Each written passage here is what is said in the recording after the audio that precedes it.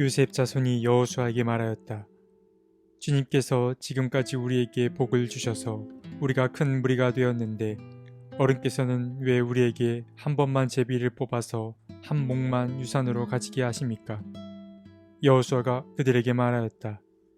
당신들이 큰 무리이어서 에브라임 산간 지방이 당신들에게 작다면 거기에서 브리스 사람과 르바임 사람의 땅인 삼림지대로 올라가서 그곳을 개간하시오.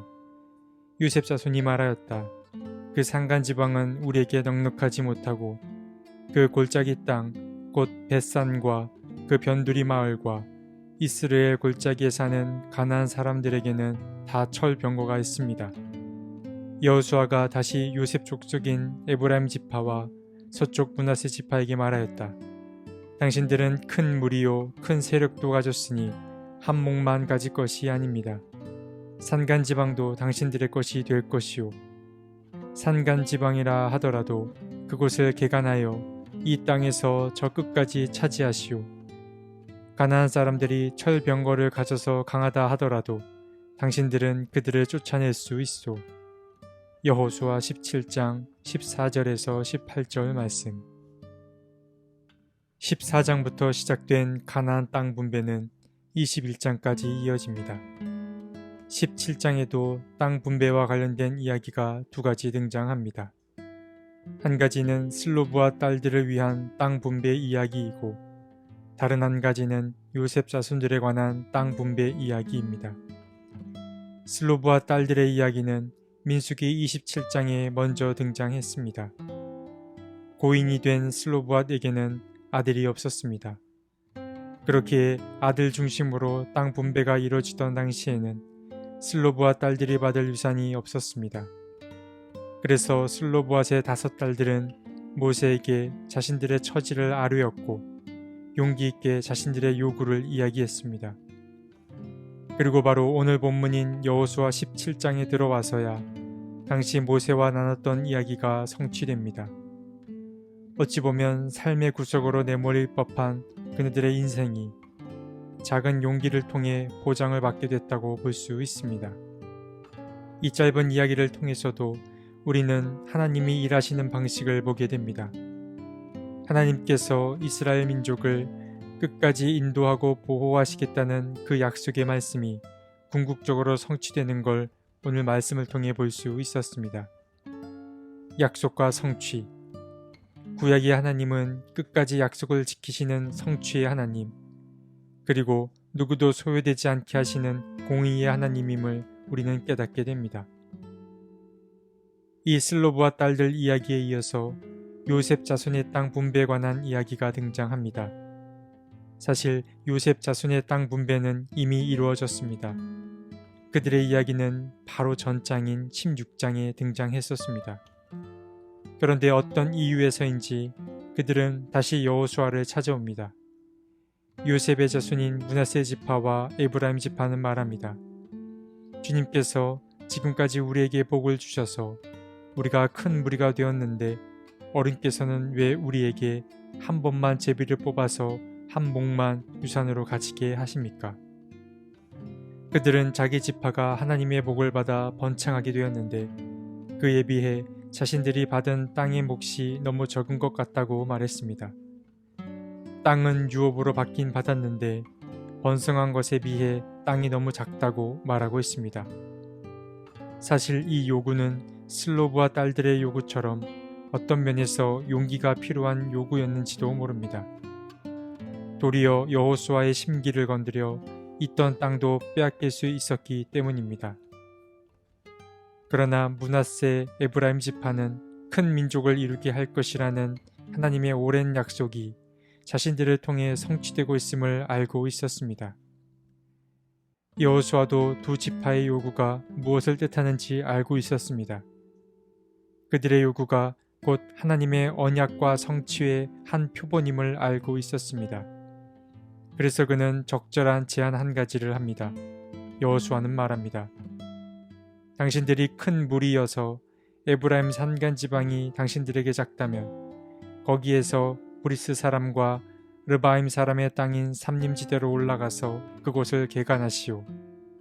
이 말은 쉽게 말해 당신들의 영토를 넓힐 것을 적극 찬성하지만 그 영토를 넓히는 수고와 노력이 따라야 함을 말하고 있습니다. 그런데 여호수아의 제안을 들은 두 지파는 선뜻 그 제안을 받아들이지 못합니다. 왜냐하면 여호수아가 제안한 땅은 산 높은 데 있는 데다가 그들이 살기엔 여전히 크기가 넉넉지 않았기 때문입니다. 그래서 그들은 말합니다. 그 산간지방은 우리에게 넉넉하지 못하고 그 골짜기 땅, 곧 벳산과 그 변두리 마을과 이스라엘 골짜기에 사는 가나안 사람들에게는 다 철병거가 있습니다. 그들은 여호수아가 말한 땅이 위치와 환경적으로 적당치 않을 뿐만 아니라 그 근처에는 강력한 철제 무기를 쓰는 민족이 살고 있어서 여러모로 그 땅이 자신들에게 적절치 않다고 말했습니다. 사실 우리가 여호수아라면 투덜대는 두 지파의 말에 짜증을 냈을지도 모릅니다. 그러나 여호수아는 침착했습니다. 그는 여기까지 자신들을 돌보신 하나님께서 앞으로도 우리를 도울 거라며 그들을 응원합니다. 산간지방도 당신들의 것이 될 것이요 산간지방이라 하더라도 그곳을 개간하여 이 땅에서 저 끝까지 차지하시오. 가나안 사람들이 철병거를 가져서 강하다 하더라도 당신들은 그들을 쫓아낼 수 있소. 여호수아는 영토를 넓힘에 있어서 자신의 수고와 노력이 필요함과 동시에 그보다 더 중요한 것은 하나님이 함께 하시면 어떤 물리적인 장애도 문제가 되지 않는다고 말하고 있는 것입니다. 여호수아는 하나님이 자신들을 통해 이루실 그 언약과 성취를 끝까지 신뢰했습니다. 여호수아 17장에는 두 가지 큼직한 이야기가 등장했습니다. 슬로브와 딸들을 위한 영토 분배와 므낫세 에브라임 지파를 위한 추가적인 땅 분배 이야기가 등장했습니다. 슬로브와 제 딸들은 모세와의 약속을 기억하며 자신들의 몫을 챙겨줄 것을 요구했습니다.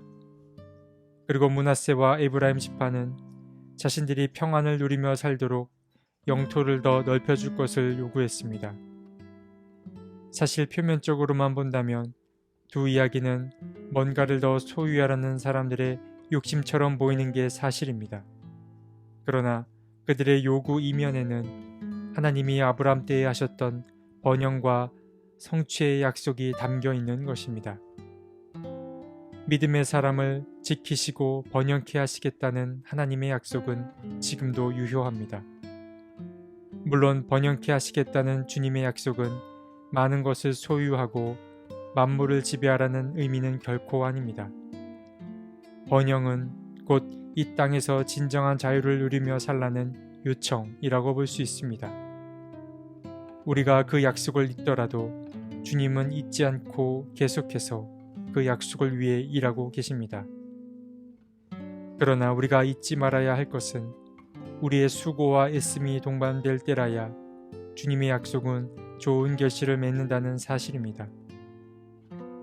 므낫세와 에브라임 지파는 땅을 유업으로 받기 위해 두려움의 대상과 대면해야 했습니다. 철병거를 소유한 가나안 지파와 대면해야 했습니다. 그러나 이러한 자기 노력과 동시에 또한 잊지 말아야 할 것은 여호수아를 통해 하신 하나님의 마음입니다. 하나님은 여호수아를 통해 가나안 족속을 두려워하지 말고 그들을 쫓아낼 수 있을 거라는 믿음을 갖게 했습니다. 이전에도 함께 하신 주님께서 앞으로도 함께 하실 것이기 때문입니다. 우리는 하나님이 일하시는 방식을 다 알 수 없습니다. 그러나 중요한 사실은 하나님은 늘 일방적으로 일하지 않는다는 사실입니다.